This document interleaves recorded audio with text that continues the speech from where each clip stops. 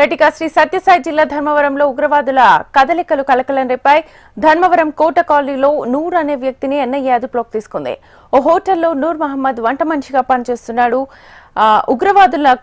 ఉగ్రవాదులతో నూర్కు ఉన్న సంబంధాలపై దర్యాప్తు సంస్థ ఆరా తీస్తోంది.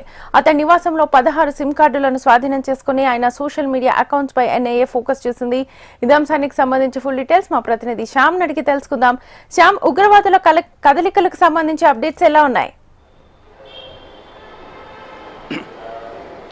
Good morning. ఈరోజు చూసుకున్నట్లయితే రాష్ట్రంలో మరోసారి ఉగ్రవాద కదలికలు బయటపడ్డాయి. ఇది సత్యసాయి జిల్లా ధర్మవరంలో చూసుకున్నట్లయితే నిన్న ఒక టీ స్టాల్ వ్యక్తిని అదుపులోకి తీసుకుని విచారించిన అధికారులు ఈరోజు ఉదయం ఏదైతే నూర్ మహమ్మద్ అనే వ్యక్తి పాకిస్తాన్తో అతను చాటింగ్ చేయటం, ఆ పాకిస్తాన్తో ఫోన్ కాల్స్ మాట్లాడే సమాచారాన్ని కూడా ఐబీ అధికారులు, ఇంటెలిజెన్స్ బ్యూరో అధికారులు, ఎన్ఐఏ అధికారులు సేకరించారు. ఈరోజు ఉదయం నుంచి చూసుకున్నట్లయితే తెల్లవారుజాము నుంచే మొత్తం అధికార యంత్రాంగం కూడా ధర్మవరంలోని కోటా కాలనీలో కూడా తనిఖీలు చేపట్టారు.